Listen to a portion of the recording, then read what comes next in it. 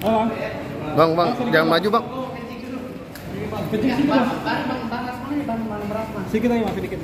Sedikit kedatangannya. Persiapan hari ini, Pak. Gue bareng sama Bang Nasman aja gimana? Enggak apa-apa. Sama Mas. Kita awalan tuh. Awalan aja awalan. Persiapan hari ini, Bang. Jadi dulu ya. Awalan aja Bang, awalan. Ya pipis dulu. Bang yang periksa, Bang. Kencing dulu. Kencing di situ bang. Ya, Gimana? Jadi agenda hari ini gimana, Bang? agenda hari ini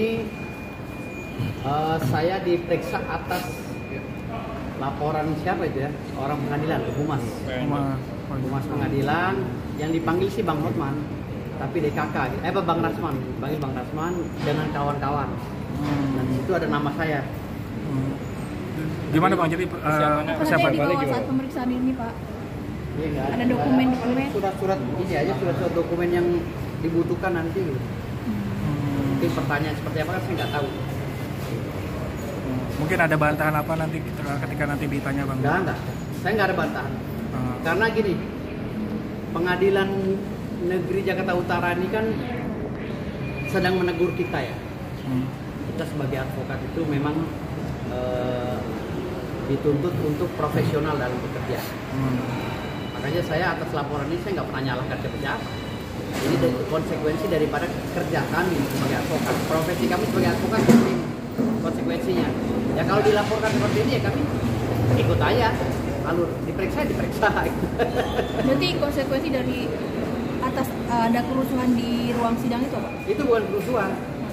Keributan yang timbul oleh orang lain sehingga memprovokasi kami. Mulanya apa? Keributan yang timbul. Mulanya Bang Rasman meminta kepada hakim untuk bertindak adil, ya, dan tidak memutus sepihak dalam menetapkan satu putusan atau satu penetapan terkait dengan sidang tertutup atau sidang terbuka kan gitu. Harusnya kan ada konsolidasi dulu atau ada pembicaraan dulu awalnya dengan pihak Bang Rasman. Ditanya dulu, Bang Rasman ini tanya dulu harusnya. Setuju tidak kalau seandainya pemeriksaan ini ditutup, tidak boleh diliput media? Harusnya begitu dulu kan? Tapi ini tidak. Pemeriksaan kali ini harus ditutup. Tidak ada pertanyaan kepada pihak kami, nggak ada. Hakim itu tidak. Kamu gimana? Kamu gimana? Nggak ada. Ya. Jadi saya akan berbicara secara normatif aja, nggak ada yang ditutup-tutupi. Karena saya lurus-lurus aja gitu loh, nggak takut saya gitu. Oke, terkait tindakan yang naik meja itu gimana Pak? Faktanya abang naik meja bang? Itu Yang gimana? waktu di ruang sidang kan kelihatan bahwa Bapak naik meja di ruang sidang. Itu bagaimana klarifikasinya? Terus yang naik pusar gimana? Terus yang transaksi di bawah meja gimana?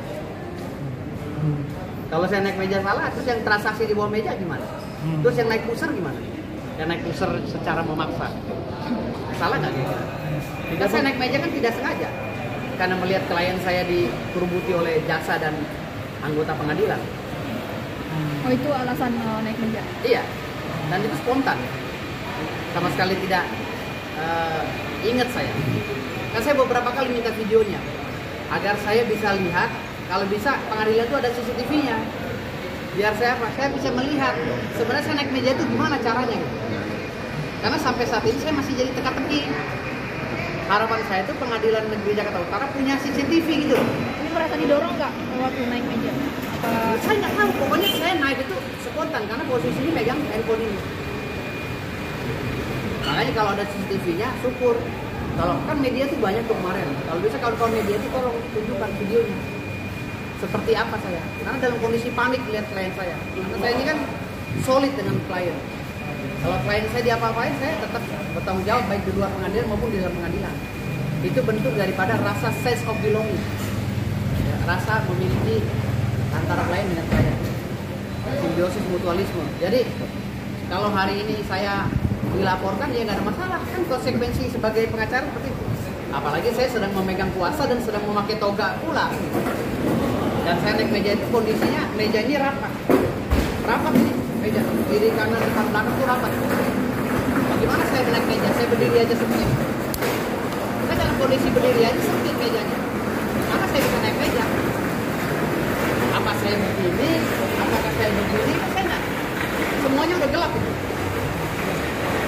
Berarti Seperti apa yang abang lakukan, abang merasa benar itu, Bang? Hah? Apa yang abang lakukan itu merasa benar, Bang? Untuk nanti di pemeriksaan menjadi tanggapan Tidak abang. merasa benar juga. Naik meja itu sebenarnya kan kalau dilihat secara visual itu melanggar norma dan kebiasaan adat ketimuran ya orang Indonesia. Tidak boleh naik meja seperti itu. Ya, apalagi itu di ruang sidang. Tapi hakimnya kan sudah pergi. Namun secara spontan juga saya tidak sadar karena sifatnya reaktif maksudnya ingin menyelamatkan klien saya. Jadi saya naik meja itu spontan. Dan beberapa kali saya minta kalau ada videonya tolong dikeluarkan. Mudah-mudahan penyidik pegang nih. Mudah-mudahan penyidik yang memeriksa saya pegang videonya biar saya bisa clear and clean bahwa saya bisa tahu oh naik mejanya seperti ini. Begini mengenai surat pembekuan dari MA, kan sekarang berarti tandanya abang masih menjadi berprofesi sebagai advokat atau seperti apa? Oh masih, advokat masih. Pembekuan itu sifatnya sementara ya karena tidak ada regulasi atau undang-undang manapun yang menyebutkan bahwa bas seorang pengacara itu ada pembekuan ketika dia melanggar kode etik. Tidak ada di undang-undang. Di dalam undang-undang 18 itu ya tahun 2003 tentang advokat hanya peradi yang bisa memecat anggota organisasinya. Karena tahun 2003 pada saat undang-undang 18 tahun 2003 itu dibentuk hanya peradi organisasi satu-satunya yang single bar. Sekarang kan udah banyak lagi nih organisasi, udah 94 organisasi. Nah kalau udah 94 organisasi maka Undang-Undang nomor 18 tahun 2003 tentang advokat itu sudah tidak layak lagi untuk diterapkan ke organisasi lain. Maka pembekuan saya sekarang ini inkonstitusional karena tidak tertuang di dalam undang-undang advokat manapun. Di dalam pasal apapun saya cari nggak ada literasinya. Yang ada adalah yang berhak memecat ya seorang advokat sesuai dengan Undang-Undang nomor 18 tahun 2003 yaitu peradi. Artinya peradi yang sah di Indonesia ini. Hanya peradi yang sah, organisasi yang sah yang dituang yang tertuang dalam undang-undang. Kalau kita mau berbicara jujur, tetapi apakah organisasi lain tidak sah? Tidak juga. Karena pemerintah ya membebaskan semua orang itu mendaftarkan diri sebagai anggota OA atau pengurus OA dengan mudahnya tanpa mengacu pada regulasi yang ada atau undang-undang yang ada. Harusnya pemerintah itu ingin meloloskan KAI misalnya sebagai organisasi advokat dicantolin tuh dengan undang-undang advokat nomor 18. Harusnya dibikin lagi undang-undangnya atau regulasinya atau peraturannya. Kalau itu selama tidak ada, ya, kalau selama itu tidak ada, itu cacat hukum semua kegiatannya. Gitu. Organisasi advokat lainnya, ya, bisa cacat hukum karena undang-undangnya nggak ada. Yang ada di Undang-Undang 18 2003 itu hanya peradi, gitu loh. Hanya peradi. Dan sekarang menjadi kontradiktum. Kenapa? Kata Wakil Ketua DPR, ya Pak Dasko, di Indonesia ini organisasi yang diakui hanya KAI, Kongres Advokat Indonesia. Kata Pak Yusril dan Pak Oto, organisasi yang sah itu adalah peradi, yang lainnya ormas. Nah ini kan kontradiktum. Kalau ada kontradiktum, kalau ada multitafsir, kalau ada beda pemahaman, harus dibuatkan lagi regulasi atau undang-undang yang baru. Kalau ini nggak dibuatkan undang-undang yang baru atau regulasi yang baru, menyesuaikan dengan keadaan yang ada, ini akan terus begini. Makanya ketika ada orang ingin mematahkan semangat saya untuk melakukan pembelaan terhadap Bang Rasman sebagai klien saya, mereka ini menyalahi aturan juga, melanggar kode etik juga. Pengadilan tinggi juga melanggar kode etik sebenarnya. Kenapa? Saya tidak pernah dipanggil sidang etik oleh KAI. Ya kan? Mereka juga membekukan saya, tidak ada rujukan undang-undang manapun. Pasal manapun tidak ada dalam Undang-Undang 18 yang mengatakan bahwa ketika sang advokat itu melanggar kode etik, dipecat, dibekukan, nggak ada kata pembekuan tuh nggak ada. Gitu. Bang, berarti saat ini abang masih bisa beracara di pengadilan atau gimana, Bang? Secara gentle, saya nggak pernah beracara di pengadilan. Adapun sidang-sidang saya itu sidang gugatan pribadi sebagai prinsipal. Ya, jadi sidang-sidang saya di beberapa pengadilan itu saya menggugat pribadi. Gitu. Dan memang kerjaan saya dari dulu menggugat. Gitu. Jadi secara gentle saya katakan.